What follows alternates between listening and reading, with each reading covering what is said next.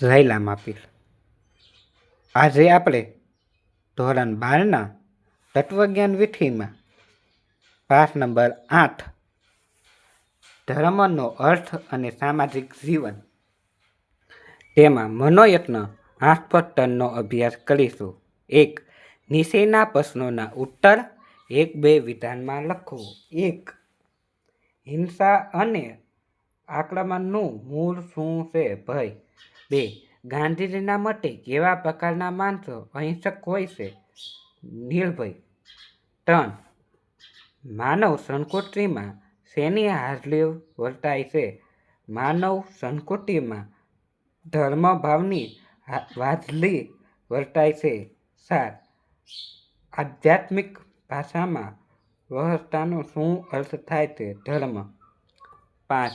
ધર્મને પ્રજા જીવનનો આધ્યાત્મક ધર્મ કોને ગણવામાં આવે છે? પ્રજા જીવનમાં આધ્યાત્મક મહારથી વેદવ્યાસને ગણવામાં આવે છે. 6. સમાજને ધારણ કરનાર અને ટકાવી રાખનાર તત્વ કયું છે? સમાજને ધારણ કરનાર ટકાવી રાખનાર તત્વ ધર્મ છે. વિનોબાના મતે ધર્મ અને વિજ્ઞાનના સંબંધને શું સાધી શકાય છે? વિનોબાના મતે ધર્મ અને વિજ્ઞાનના સંપર્કમાં સર્વોદય સાધી શકાય.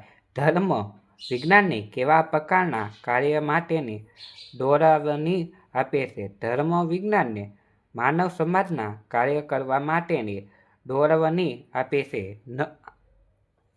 9. ધર્મ અને વિજ્ઞાન બંનેનું અંતિમ ધ્યેય શું છે?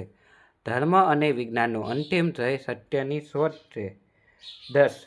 ધર્મ માનવ જીવનને કેવા પ્રકારની અનુભૂતિ કરાવે છે? ધર્મ માનવને ધન્યતા અને કુટેવોની અનુવેદના કરાવે છે. પ્રશ્ન નંબર 2. નીચેના પ્રશ્નોના ઉત્તર સંક્ષિપ્તમાં લખો. 1. ધર્મ દ્વારા કયા ક્ષેત્રમાં માનવીય સંબંધો સ્થાપિત શકાય છે?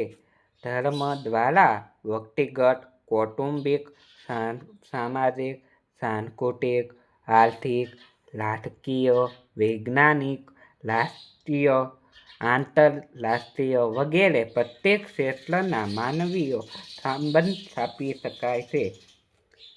2.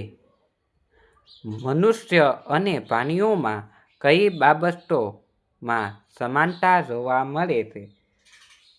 મનુષ્ય અને પ્રાણીઓમાં આહાર, નિદ્રા, ભય અને મૈથુન આ 4 બાબતોનો સમાવેશ થાય છે. કેવા પ્રકારના ગુણો ધાર્મિક જીવન દ્વારા વિકાસ પામે છે? ધાર્મિક જીવન દ્વારા જો માનવી નિર્ભયતાને પામે તો તેના જીવનમાં અહિંસા, સત્ય, પ્રેમ, શાંતિ, કરુણા વગેરે પ્રકારના ગુણો વિકસિત થાય છે. 7. મનુસ્મૃતિના મતે